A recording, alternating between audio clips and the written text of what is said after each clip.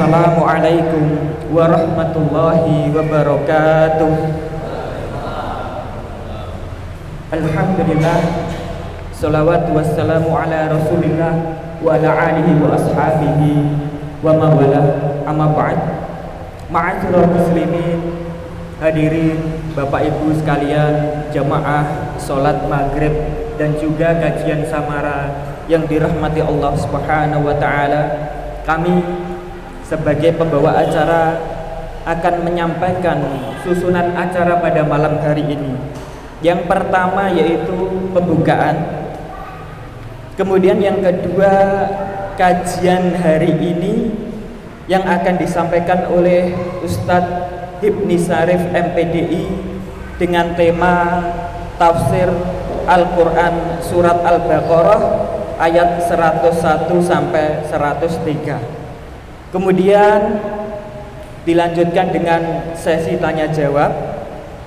Selanjutnya yaitu laporan keuangan, dan yang terakhir yaitu penutup.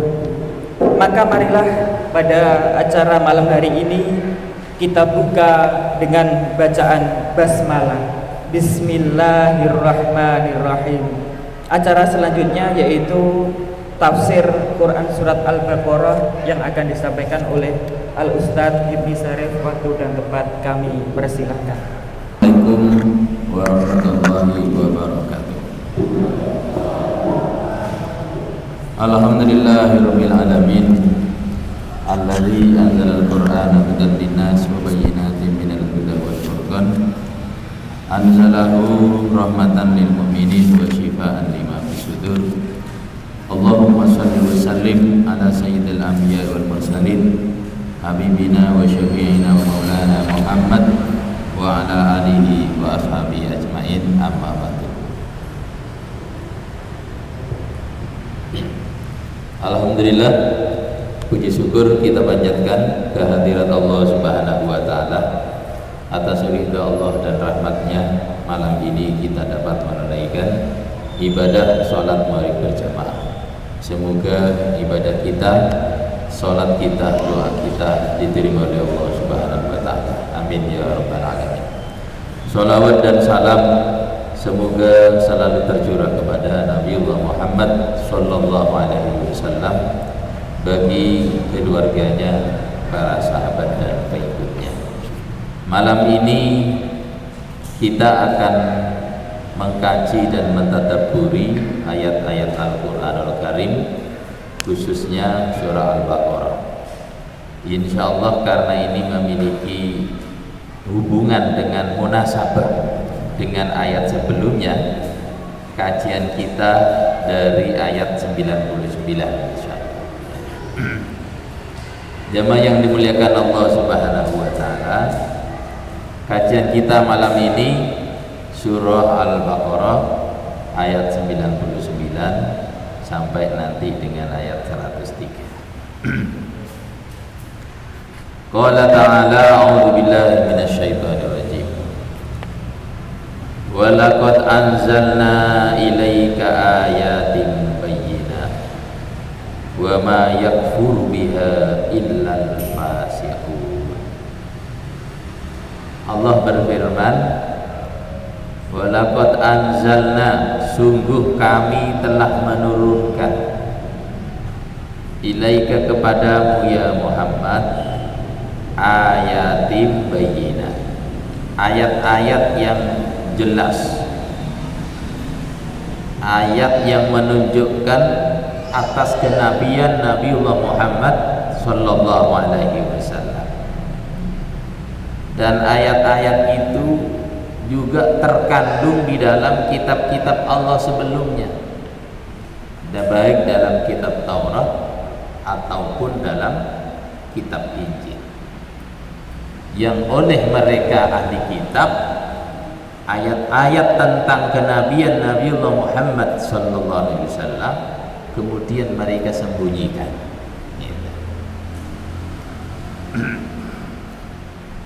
Jamaah yang dimuliakan oleh Allah Subhanahu wa ta'ala, Allah melanjutkan, wa ma yakfuru biha illal fasiqun. tidaklah mengingkari terhadap ayat-ayat Allah itu kecuali hanyalah orang-orang fasik. Di sini menunjukkan bahwa kefasikan itu terjadi di antara salah satunya ketika ada orang mengingkari kebenaran ayat-ayat Allah Subhanahu wa taala. Maka hikmah dan pelajaran yang dapat kita ambil di sini, supaya tidak menjadi orang yang fasik, kita berusaha mengimani kebenaran Al-Quran, membenarkan keseluruhan isi yang ada dalam Quran, sehingga kita selamat dan diselamatkan oleh Allah dari kelompok al-fasiqun, orang-orang yang fasik. Nah, ahli kitab itu menjadi fasik di antaranya sebab mereka mengingkari ayat-ayat Allah Subhanahu wa taala yang ada di dalam kitab suci mereka, yang menjelaskan dan menunjukkan ala nabuwati Rasulullah sallallahu alaihi wasallam, atas kenabian Nabiullah Muhammad sallallahu alaihi wasallam. Dan ayat itu tidak diketahui illa ahbaruhum wa ulama'uhum. Ayat-ayat yang menjelaskan tentang tanda-tanda kenabian Nabiullah Muhammad sallallahu alaihi wasallam tidak ada yang tahu kecuali hanya ulama-ulama mereka. Adapun orang-orang awam yang berpegang teguh kepada kitab Taurat dan Injil tidak mengetahui adanya ayat itu karena memang sudah disembunyikan oleh ulama-ulama mereka. Bahkan harafahu awailuhum, bahkan ayat-ayat yang menjelaskan tentang kenabian Nabiullah Muhammad sallallahu alaihi wasallam kemudian dirubah-rubah oleh mereka. Wa baddaluhu, bahkan mereka itu menggantinya. Jamaah dimuliakan oleh Allah Subhanahu wa taala, maka kemudian attala Allahu fi kitabihi alladzi anzalahu ala nabiyyi Muhammadin sallallahu alaihi wasallam. Rahasia dan kejahatan yang dilakukan oleh para ulama ahli kitab yang menyembunyikan ayat-ayat tentang kenabian Nabiullah Muhammad sallallahu alaihi wasallam itu kemudian dibongkar oleh Allah Subhanahu wa taala melalui kitab sucinya, yaitu Al-Qur'an yang Allah turunkan kepada Nabiullah Muhammad sallallahu alaihi wasallam. Maka orang-orang Yahudi dari ahli kitab itu sangat benci sekali kepada Nabiullah Muhammad, termasuk kepada Al-Quran, karena telah membuka rahasia mereka, membuka kejahatan mereka, yang telah berani menyembunyikan sebagian daripada ayat-ayat Allah, bahkan merubah hukum-hukum Allah yang ada dalam kitab Taurat. Jadi jangan dimuliakan oleh Allah Subhanahu wa taala. Maka Allah Subhanahu wa taala kemudian mensifati mereka pada ayat yang ke-100, qala ta'ala awa kullama ahadu ahdan nabadahu fariqum minhum bal aktsaruhum la yu'minun. Maka setiap kali mereka berjanji, nabadahu, mereka kemudian melempar janji itu, sebagian daripada mereka nabadahu, mereka melemparkannya. Maksudnya kata Imam Hasan Al-Basri, ketika mereka orang Yahudi yang mengaku berpegang teguh kepada kitab Taurat, ketika mereka berjanji di muka bumi ini, naqaduhu, maka orang Yahudi akan selalu mengingkarinya, selalu akan merusak perjanjian yang dilakukannya. Itu kata Hasan Al-Basri. Maka Hasan Al-Basri ini sebenarnya telah mengingatkan di antara karakter buruk orang Yahudi, yaitu adalah ketika mereka terdesak, mereka berjanji, tapi setelah mereka terlepas dari kesempitan, mereka kemudian melanggar perjanjiannya, kata Imam Al-Basri. Ya. Jamaah dimuliakan oleh Allah Subhanahu wa taala, ya, laisa fil ardi ahdun yuahiduna alaihi illa naqaduhu wa nabaduhu. Ya, tiadalah di muka bumi ini janji yang mereka lakukan kecuali mereka akan mengingkari dan merusak janji itu. Nah, ini yuahiduna al-yawma wa yanquduna ghadan.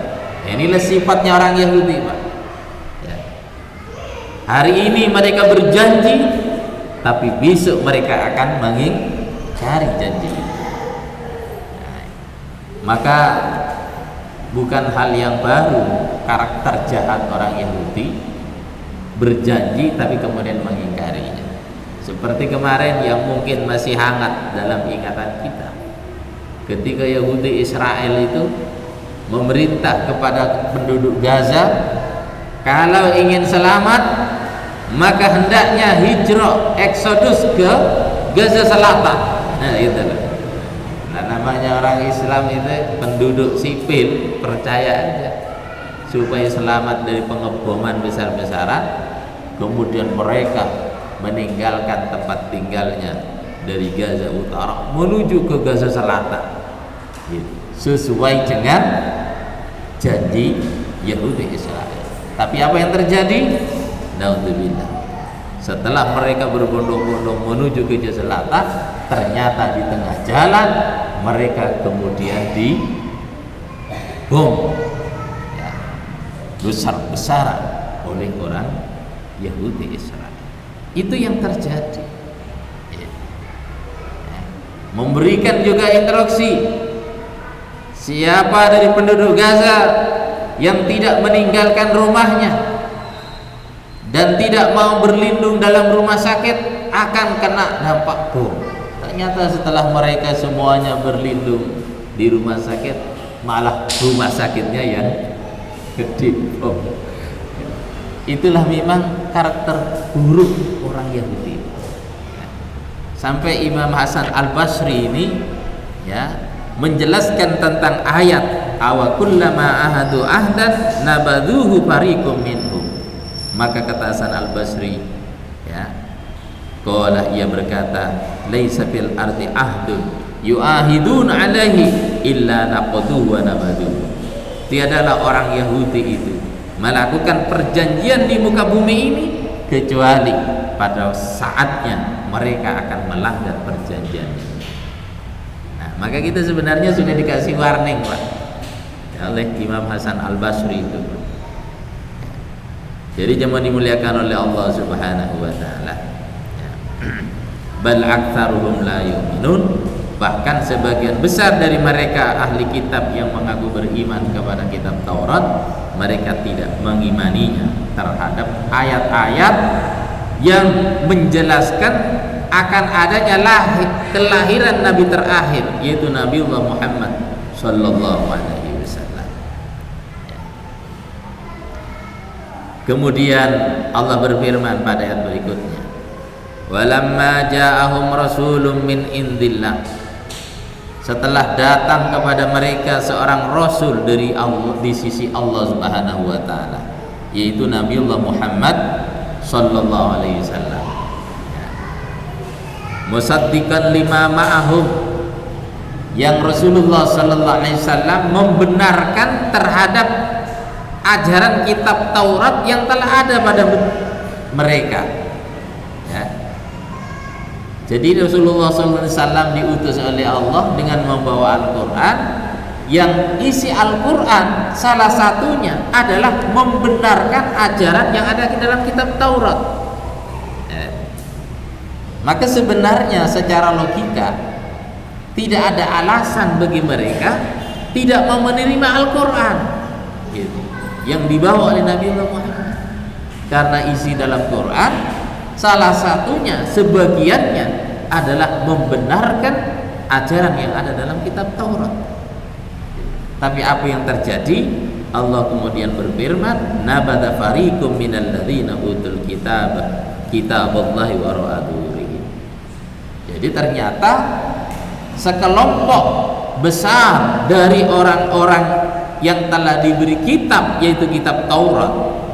Nah, di sini Allah menggunakan kata fariqun dalam bentuk nakiro. Ya, ini menunjukkan sebagian besar.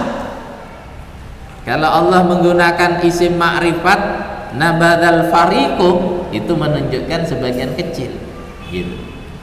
Tapi Allah Subhanahu wa taala memilih kata dalam bentuk nakiro, itu menunjukkan sebagian besar, gitu. Kelompok-kelompok daripada ahli kitab itu nabada, melempar, ya, kitaballahi wara'a dhuhurihim, yaitu kitab Allah Al-Quran yang dibawa oleh Nabiullah Muhammad sallallahu alaihi wasallam ke belakang punggung mereka. Nah, ini gaya bahasa ini, Pak. Jadi tidak seperti yang dilakukan oleh seorang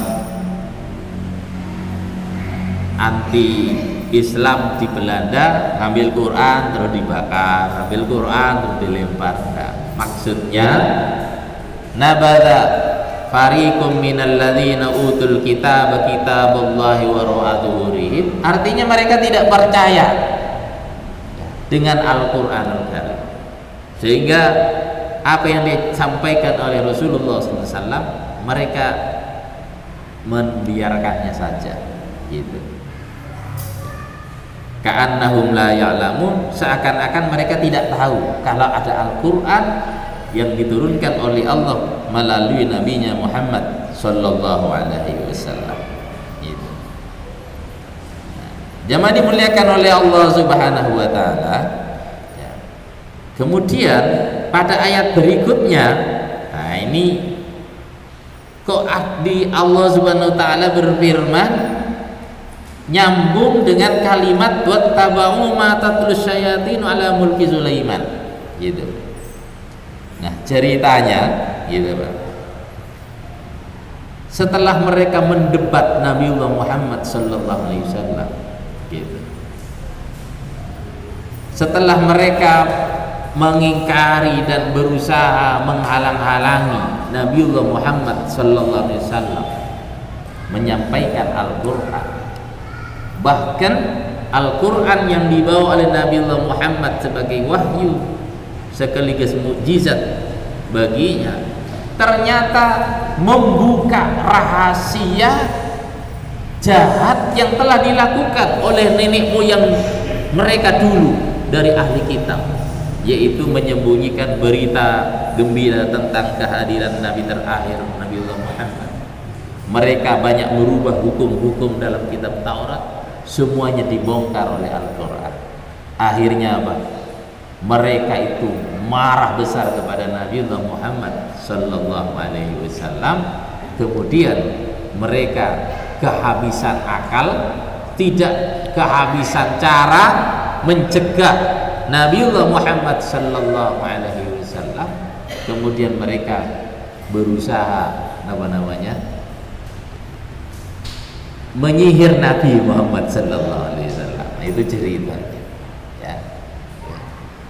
Dilawan tidak kena, di debat kok juga tidak mempan, sihir wae biar mampus, kira-kira demikian ceritanya, ya, gitu. Jadi jangan dimuliakan oleh Allah Subhanahu wa taala.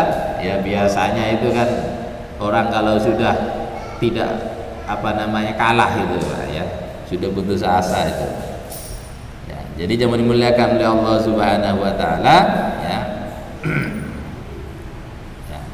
Maka kemudian tarakuha ka'annam la ya'lamuna ma fiha wa aqbalu ala ta'allam as-sihri wattiba'ihi. Jadi mereka itu sebenarnya tahu Al-Qur'an itu benar.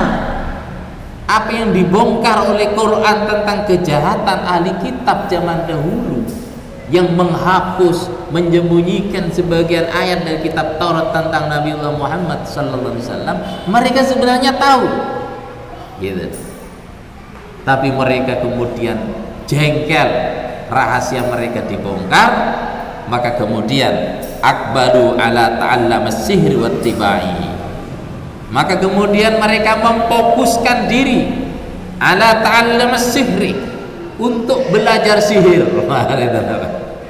Jadi orang Yahudi itu, mohon maaf Pak, orang Yahudi itu Pak, itu apa namanya, kehidupannya itu dekat dengan sihir-sihir orang Yahudi itu.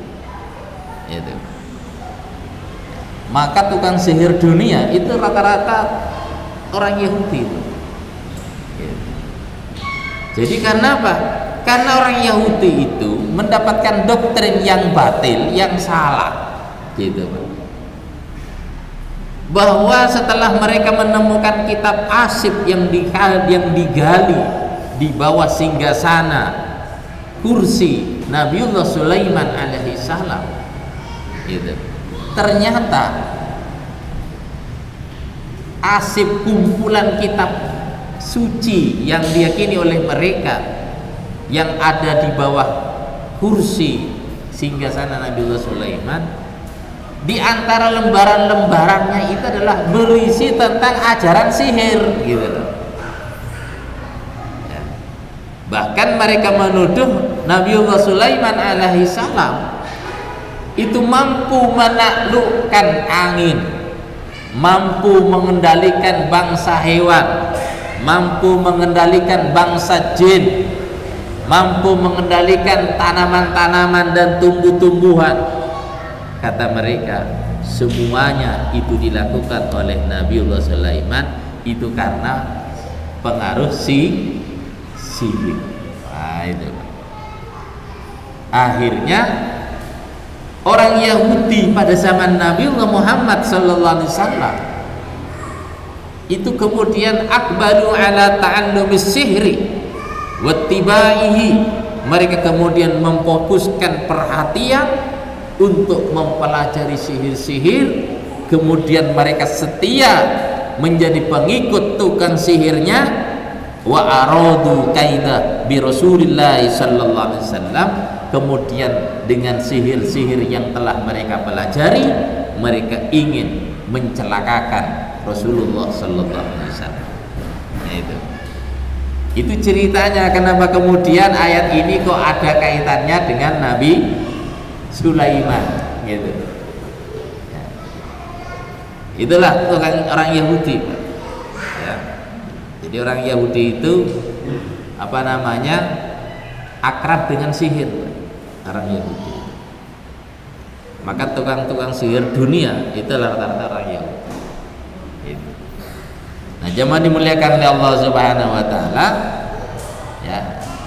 Dan terbukti dalam hadis riwayat Bukhari Muslim itu juga diceritakan di mana orang Yahudi sahiruhu bi mustin wa musyaqatin wa juffi tal'atin tahta ra'ufati bi'ri arwan, gitu. Dan ternyata memang setelah mereka mempelajari sihir-sihir, kemudian mereka mempraktekannya untuk menyihir Rasulullah sallallahu alaihi wasallam.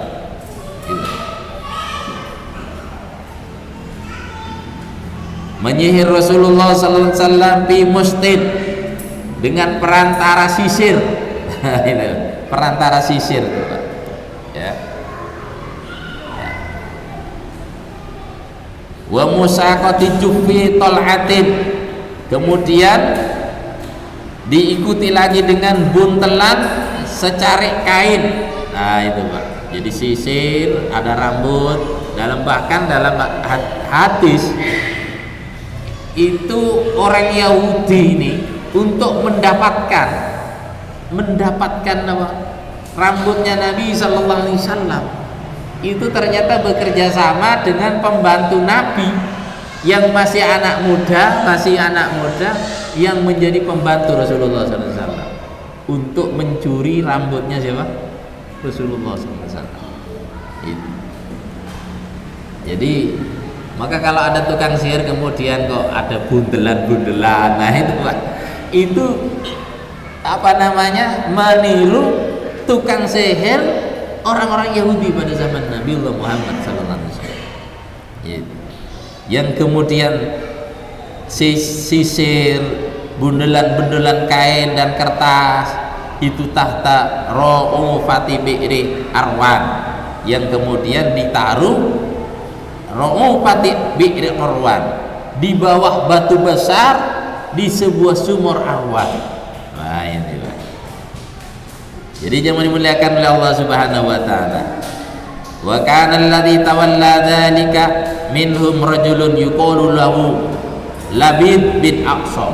Nah, laki-laki yang melakukan ini ya, itu dikenal dengan namanya Labid bin Aqsam, la'anahullah wa qabbahu. Semoga Allah melaknatnya. Ya. Tapi kemudian attala'allahu ala dzalik Rasulullah sallallahu alaihi wasallam wa syafahu minhu anqadahu. Tapi kemudian Allah Subhanahu wa taala memberitahu kepada Rasulullah sallallahu alaihi wasallam tentang kejahatan Lubib bin Aqsam ini, sehingga Rasulullah sallallahu alaihi wasallam disembuhkan, diselamatkan oleh Allah Subhanahu wa taala dari pengaruh sihir tersebut. Nah, sabata dzalik mabsutan fi sahihain. Nah, cerita ini itu berada dalam kitab Bukhari Muslim. Jadi diterangkan dalam kitab Bukhari Muslim. Jadi jangan dimuliakan oleh Allah Subhanahu wa taala. Jadi inilah perbuatan orang Yahudi ya, yang ketika mereka itu dibongkar oleh Allah melalui Al-Qur'an kejahatan nenek moyang mereka, ulama-ulama mereka zaman dahulu yang menyembunyikan tentang berita kenabian Nabiullah Muhammad SAW, kemudian mereka tidak mempercayai Quran, mengingkari Quran, mendebat Quran, tapi kemudian mereka tidak berdaya, akhirnya kemudian cari jalan lain untuk mencelakakan Rasulullah SAW melalui praktek sihir. Nah itu. Jadi jangan dimuliakan oleh Allah Subhanahu wa taala.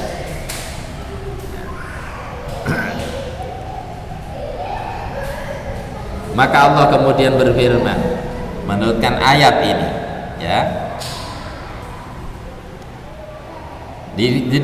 Apa namanya? Diceritakan dari Abdullah ibnu Abbas ya. Kana Asif katibu Sulaiman ya'lamul ismal a'dam wa kana yaktubu kulla syai'in bi amri Sulaiman wa yadfunuhu tahta kursiyyihi falamma mata Sulaiman akhrajahu syayatin fakatabu baina kulli syatraini sihran wa kufran. Jadi ceritanya kata Asif, kata Abdullah bin Abbas ya. Kenapa orang Yahudi itu kok juga belajar sihir tuh Pak, untuk menghadapi musuh-musuhnya itu, orang Yahudi itu ya. Asif ini juru tulis pada zaman Nabiullah Sulaiman alaihi salam ya. Dan juru tulis Nabi Sulaiman ini menulis segala sesuatu sesuai dengan perintah Nabiullah Sulaiman, dan Nabiullah Sulaiman memerintah kepada juru tulisnya ini tentu berdasarkan petunjuk wahyu yang diterimanya dari Allah Subhanahu wa ta'ala.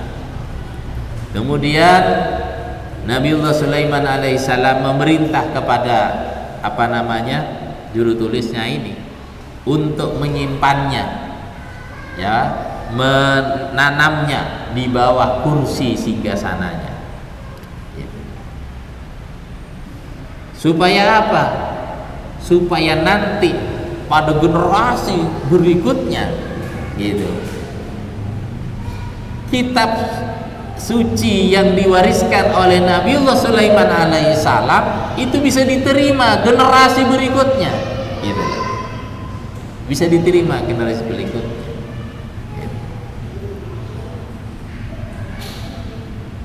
Hanya saja kata Abdullah ibn Abbas, falamma mata Sulaiman, dan dalam riwayat yang lain banyak riwayatnya ini Pak.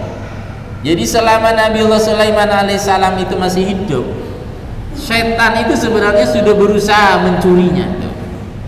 Tapi setiap mendekat mereka terbakar, sehingga tidak mampu mendekati kitab yang ditulis oleh juru tulis Nabiullah Sulaiman, berisi ajaran-ajaran Nabiullah Sulaiman alaihissalam.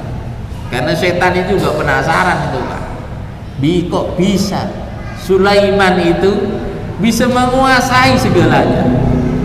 Jin bisa ditundukkan, angin bisa ditundukkan, makhluk-makhluk binatang melata semua bisa ditundukkan oleh Nabiullah Sulaiman.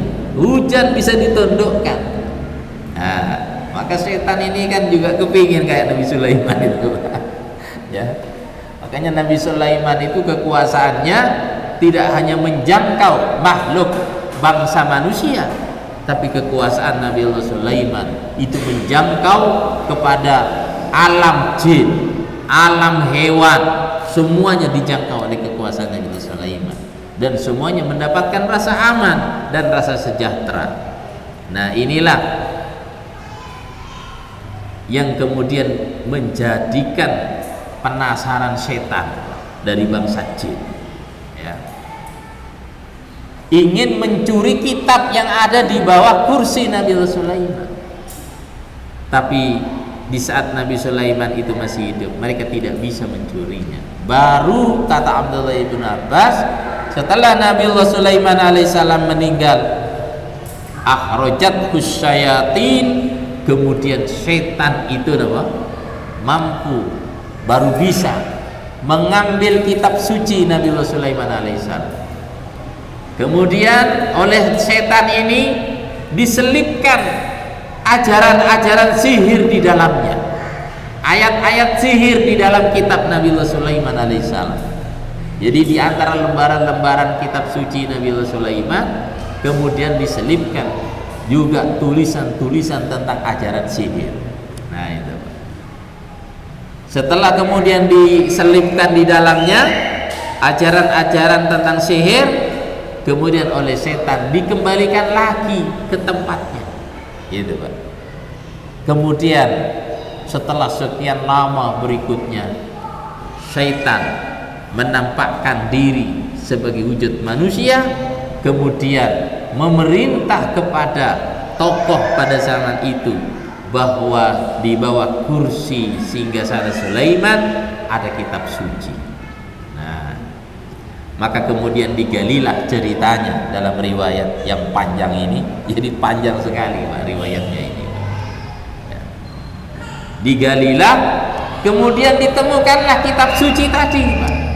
Ditemukanlah sebuah mushaf yang kemudian dikaji dan dipelajari, dan ternyata di dalam mushaf Nabiullah Sulaiman alaihissalam di dalamnya berisi ajaran tentang sihir. Nah itu ya. Akhirnya kemudian tersebarlah kalau Nabiullah Sulaiman alaihissalam memimpin itu berdasarkan ilmu sihir. Inilah. Akhirnya masyarakat Nabiullah Sulaiman setelah meninggal dunia Nabi Sulaiman terprovokasi, sehingga mereka menganggap kafir terhadap Nabi Sulaiman karena memerintah berdasarkan sihir. Bahkan masyarakat Nabi Sulaiman pada saat itu terprovokasi sampai mencela dan mencaci maki Nabiullah Sulaiman alaihissalam, ya. Berdasarkan kitab yang dipalsukan tadi, ya. Itu ternyata berita hoax itu sudah ada sejak zaman Nabi Sulaiman. Itu Pak, sudah ada sejak zaman Nabi Sulaiman itu, yang dilakukan oleh syaitan untuk menyesatkan umat Nabiullah Sulaiman alaihissalam setelah meninggal Nabiullah Sulaiman alaihissalam. Gitu. Jadi jangan dimuliakan oleh Allah Subhanahu wa taala. Maka kalau ada kitab ya kok aneh isinya, maka harus konfirmasi. Kalau sekarang Pak, konfirmasi dengan Quran, konfirmasi dengan hadis itu. Kalau mendapatkan ajaran buku-buku, kitab-kitab ya yang berisi tentang tuntunan dalam kehidupan beragama kok aneh, terasa aneh, yaitu konfirmasi itu, Pak. Ya, suhuf Nabi Sulaiman saja ternyata bisa dipalsu, yang kemudian digali, ditemukanlah di dalamnya tulisan tentang ajaran sihir. Nah, ini yang didebatkan oleh Yahudi kepada Nabiullah Muhammad SAW. Ya, kalau Nabi Sulaiman itu memimpin, mengelola umatnya berdasarkan sihir, sehingga juga menuduh, kenapa kok orang yang mau mendengarkan dakwah Nabi Muhammad kok langsung ketarik menjadi pengikut Nabi Muhammad? Jangan-jangan Nabi Muhammad itu juga sama dengan Sulaiman, gitu loh, Pak. Ajarannya itu adalah ajaran sihir, gitu loh, Pak. Gitu. Jadi jangan dimuliakan oleh Allah SWT. Maka kemudian Allah menurunkan ayat ini, Pak, ya, kepada Rasulullah SAW untuk mengkanter ahli kitab dari Bani Israel yang katanya mereka berpegang teguh kepada kitab Taurat, yang memberikan bukti palsu berupa suhuf Nabi Sulaiman yang telah dipalsukan.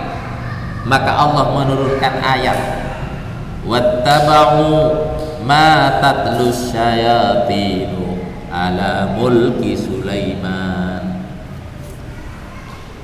Mereka mengikuti apa yang telah dibacakan oleh syaitan pada masa kerajaan Sulaiman. Jadi ternyata ahli kitab yang tersesatkan itu, Pak, ternyata mereka mempercayai suhuf Nabiullah Sulaiman yang telah dipalsukan oleh syaitan, gitu. Karena itu terjadi zaman dulu, buktinya ada, suhuf Sulaiman ternyata mengajarkan sihir. Untungnya Rasulullah SAW sebagai seorang nabi, ketika mendapatkan berita hoax seperti itu yang menyesatkan banyak orang, Allah menurunkan bisikan cepat. Itulah namanya wahyu. Turunlah ayat ini, gitu. Wattaba'u ma tatlus syayatinu ala mulki Sulaiman. Bahkan Nabi Sulaiman yang dikafir-kafirkan karena telah mengajarkan sihir, Allah meluruskan lagi, wa ma kafara Sulaiman walakinna syayatina kafaru. Sulaiman itu bukan orang kafir, gitu loh. Yang kafir itu siapa? Setan, gitu loh, Pak. Itu canggihnya setan itu, Pak. Ya, canggihnya setan itu, Pak. Siapa kira-kira yang bisa mengklarifikasi tentang suhuf Nabiullah Sulaiman, gitu, yang memang terbukti di dalam lembaran suhufnya di situ ada ajaran tentang sihir, gitu. Inilah, Pak, ternyata penyesatan fakta itu sudah ada sejak zaman Nabi Sulaiman untuk menyesatkan banyak umat manusia itu. Seakan-akan belajar sihir itu bagian daripada ajaran Nabi Sulaiman. Maka disinilah Allah menegaskan, wa ma kafara Sulaiman walakinna syayatina kafar. Nabi Sulaiman tidak kafir, karena Nabi Sulaiman itu memerintah itu berdasarkan petunjuk wahyu yang murni. Tapi yang kafir itu adalah syaitan yang telah memalsukan suhuf Nabi Sulaiman, dicampur di dalamnya, diselipkan di dalamnya dengan ajaran-ajaran sihir. Nah, maka di sini kemudian kalimat wa ma kafara Sulaiman walakinna syayatina kafaru yu'allimuna an-nasa sihra, para ulama kemudian mengambil istinbat hukum. bahwa orang yang belajar ilmu sihir, orang yang mengamalkan sihir, maka hukumnya menjadi kafir. Itu. Jadi dengan ayat ini, wa ma kafara Sulaiman walakinnas syayatina kafaru yu'allimuna an-nasa sihr, ulama kemudian mengambil istinbat hukum bahwa orang yang belajar sihir, orang yang mengamalkan sihir, maka orang itu menjadi kafir. Yang di dalam kajian kitab akidah bahwa di antara pembatal kalimat syahadatain adalah as-sihru, yaitu apa? Sihir. Belajar sihir, mengajarkan sihir, dan mengamalkan sihir. Nah, sihir itu banyak macamnya itu, Pak. Sihir itu, Pak. Ya. Ada sihir kalau naik kendaraan umum tidak bayar. Ada sihir kalau ketemu dengan perempuan yang diingininya langsung perempuannya itu apa? Kesemsem, termihik-mihik. Bahkan pada tingkatan ada sihir yang bisa mencelakakan. Itu sihir itu. Maka para ulama, jumhur ulama mengatakan bahwa sihir memang ada. Yang mengatakan tidak ada itu adalah paham Mu'tazilah itu. Kalau paham Mu'tazilah mengatakan bahwa sihir itu tidak ada, gitu. Karena memang Mu'tazilah itu lebih menggunakan logika. Yang tidak bisa dilogikakan berarti sama tidak ada, gitu, Pak. Ya. Jadi kalau ada orang yang sekarang mengatakan sihir tidak ada, berarti itu dia terpapar pengaruh paham Mu'tazilah. Adapun paham Asy'ariyah dan jumhur ulama mengatakan sihir itu ada berdasarkan apa yang difirmankan oleh Allah dalam Quran dan hadis-hadis yang ada dalam kitab Sahih Bukhari dan Muslim. Jemaah yang dimuliakan oleh Allah Subhanahu wa taala, nah, kajian tentang sihir ini tafsirnya panjang sekali, banyak. Ya, bentuk-bentuk sihir bagaimana dan bagaimana cara menghadapi pengaruh sihir di dalam tafsir ini sebenarnya ada. Tapi mengingat waktu yang sangat terbatas, sudah terdengar suara adzan, maka sementara kita dengarkan kumandang adzan tanda masuk waktu isya. Insyaallah kita lanjut setelah adzan. Terima kasih. Jemaah sekalian, berhubung ini kisahnya tertutup, jadi mungkin tanya jawabnya setelah sholat isya. Oh gitu. Jadi sekarang aja. Sekarang ini ya.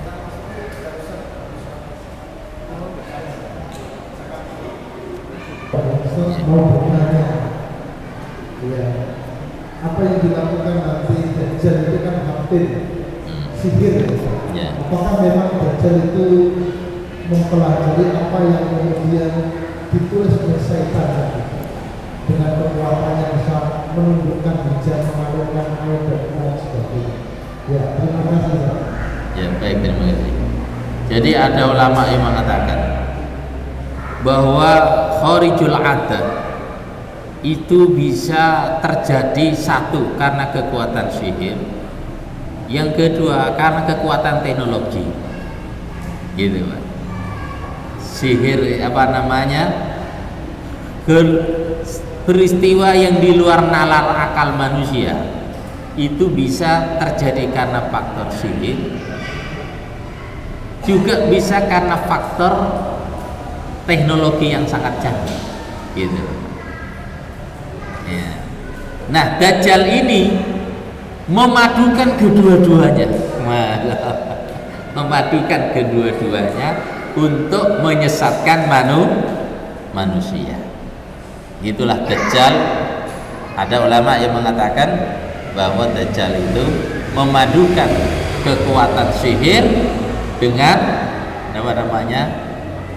kekuatan teknologi. Itulah Dajjal. Gitu, itulah Dajjal. Ya, yang nanti kemudian mampu menampilkan di depan manusia kharijul adat, perkara yang di luar logika akal manusia. Gitu. Maka kita dan orang yang mendapati jumpa dengan Dajjal tidak selamat kecuali yang dapat perlindungan oleh Allah Subhanahu wa taala. Maka untuk mendapatkan perlindungan dari Allah, salah satunya kata Rasulullah SAW, bacalah surah Al-Kahfi. Gitu. Yang kedua, mohonlah perlindungan kepada Allah setiap sholat setelah tahiyat, meminta perlindungan kepada Allah dari fitnah Dajjal. Gitu. Bisa jadi itu analisa para ulama. Ya. Ada lagi? Assalamualaikum. Ya. Mau tanya tentang didengarkan di rumah-rumah termasuk sihir. Baik, terima kasih. Sihir ini banyak turunannya. Maka di dalam hadis ini, tafsirnya ini, jadi syaitan itu akan berusaha mencuri informasi di langit, percakapan antara malaikat tentang tugas mereka yang akan dilakukan di bumi. Sehingga ada setan yang sebagian kecil saja bisa mendengar percakapan malaikat itu. Kemudian malaikat itu menyampaikannya kepada agennya dari umat manusia yang ada di bumi. Itulah yang disebut dengan kahana, yaitu para dukun-dukun tadi. Gitu. Ya, sehingga informasi dukun kadang-kadang ada benarnya. Ya, karena dapat informasi dari syaitan. Satu. Yang kedua, kahin itu bisa menjadi produsen sihir. Itu kan kahin ya, menjadi produsen kahin. Tentu namanya sihir itu atas kerjasama dengan syaitan. Gitu. Makanya apa bedanya mukjizat dengan sihir yang memiliki kesamaan kharijul adat? Kalau mukjizat itu peristiwa di luar kebiasaan manusia yang merupakan karunia dari Allah untuk nabinya, itu namanya mukjizat. Tapi kalau sihir adalah peristiwa di luar kebiasaan kebanyakan orang, itu atas bantuan setan, itu namanya sihir. Cirinya, kalau mukjizat atau katakanlah karena sekarang sudah tidak ada nabi, karomah katakanlah, cirinya itu hanya terjadi sekali dan tidak terjadi berulang-ulang. Itu cirinya. Tapi kalau sihir itu bisa terjadi berkali-kali, bahkan bisa dipertontonkan. Nah, ini itu ciri. Nah, ini sihir. Jadi namanya mukjizat dan karomah hanya terjadi sekali. Ya. Dan tidak bisa mengulanginya lagi, kan itu memang karunia dari Allah. Tapi kalau sihir salah satu cirinya itu bisa terjadi berkali-kali dan bahkan bisa dipertontonkan. Itu cirinya. Maka jemaah dimuliakan Allah Subhanahu wa taala, para ulama memberikan fatwa bahwa yata'allamu sihra wa yasta'miluhu, qala Abu Hanifah wa Malik wa Ahmad yakfur bidzalik. Orang yang belajar sihir kemudian mengamalkannya, kata Imam Abu Hanifah, Imam Malik dan Imam Ahmad, orang itu menjadi kafir. Artinya apa? Kharaja minad din. Dia sudah batal ke Islam. Nah itu Pak. Itu banyak Pak. Sihir itu kadang-kadang, mohon maaf, tidak ada di dukun-dukun. Kadang-kadang di kiai juga bisa Pak. sihir itu Pak. Wah itu bahkan malah sihir kadang-kadang banyak di yang lembaga yang dikatakan pondok itu banyak sihir gitu Pak. Ada yang namanya ilmu cakar harimau. Jarang siapa yang mengamalkan bacaan kalimat ini selama 40 hari mulai pertengahan malam sampai subuh sambil berendam setengah badan, nanti dia punya ilmu namanya cakar harimau. Wah itu anak muda yang senang silat itu seneng gitu Pak. Itu sihir itu Pak.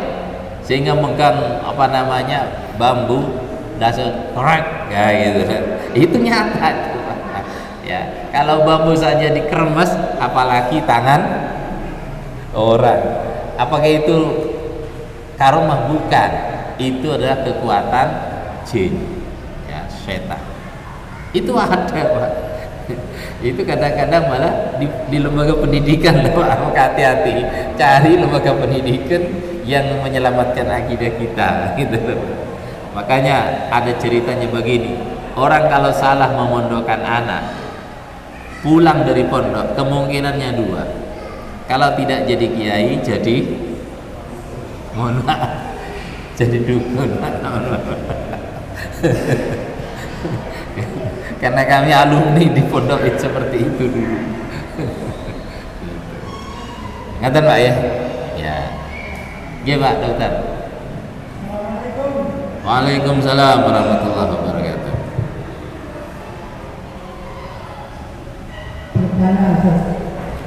Ada sihir, terus ada orang salah penuh. Karena kalau ada orang jahat,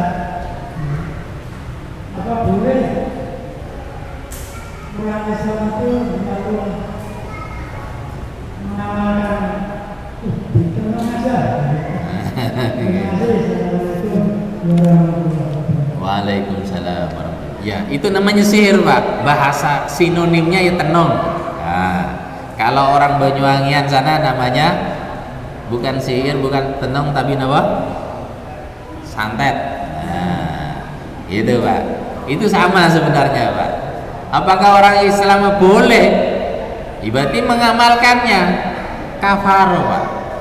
Maka hukumnya haram orang Islam itu apa?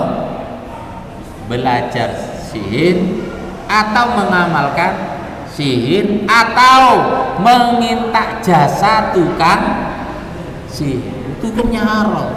Itu bisa batal akidahnya itu. Ya. Maka hati-hati, ya, hati-hati, jangan sampai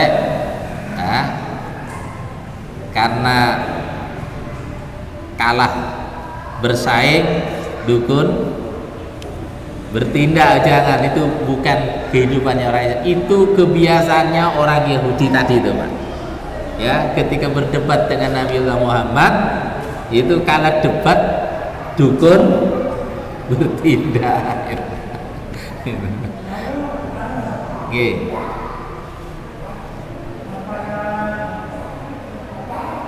Kan orang banyak ya, ada yang jahat, ada yang lalu umat Islam ini kan punya doa Ya, betul. Ya. untuk kebal dari minum Ya, baik. Jadi umat Islam itu supaya selamat dari kejahatan makhluk, termasuk dari tukang sihir, maka amalkan ayat-ayat hirzik, ayat-ayat yang menjadi pelindung bagi kejahatan setan.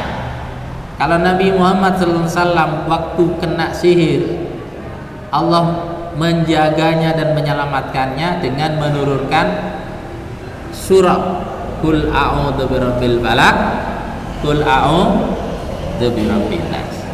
Maka amalkan ini, insyaallah aman. Ya, insyaallah selamat. Allah selamatkan. Apalagi rumah-rumah kita setiap malam dibacakan surah Al-Baqarah. Itu, Pak. Surah Al-Baqarah. Itu. Minimal 7 ayat pertama dari surah Al-Baqarah dan 1 ayat ayat kursi, dan kemudian 2 ayat terakhir daripada surah Al-Baqarah. Maka kata Nabi, siapa yang membaca 10 ayat daripada surah Al-Baqarah, maka Allah selamatkan dari kejahatan syaitan. Baca Al-Baqarah awal sampai akhir dalam satu malam, maka Allah jaga rumah itu dari kejahatan syaitan sampai selama 1 minggu. Nah, kalau tidak bisa semuanya, minimal tadi Pak, baca 7 ayat pertama, ayat kursi, dan 2 ayat yang terakhir. Kira-kira ngatan Pak ya? Gitu. Cukup? Ya, karena bab sihir itu panjang Pak. Bab sihir itu panjang. Kira-kira demikian apa yang dapat kami sampaikan. Semoga Allah SWT menjaga kita dari kejahatan seluruh makhluknya. Amin ya rabbal alamin. Terima kasih. Kita akhiri dengan doa kafaratul majlis. Subhanakallahumma wa bihamdik asyhadu an la ilaha illa anta astaghfiruka wa atubu ilaik.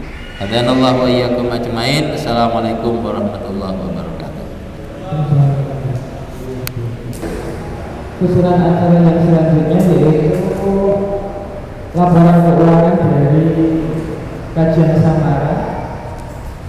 Total pemasukan dan juga saldo yaitu Rp4.056.000. Kemudian pengeluaran semua Rp282.000, sehingga saldo sampai hari ini sebesar Rp3.674.000.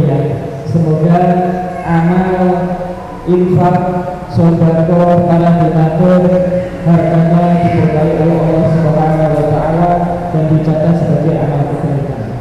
Maka masuk ke acara yang terakhir, maka kita tutup kajian Samara dengan bacaan hamdalah. Alhamdulillahirabbil alamin. Wassalamualaikum warahmatullahi wabarakatuh. Jadi kalian ada menu yang bisa dinikmati di selatan masjid bagi jamaah sekalian. Nanti saya saran saya.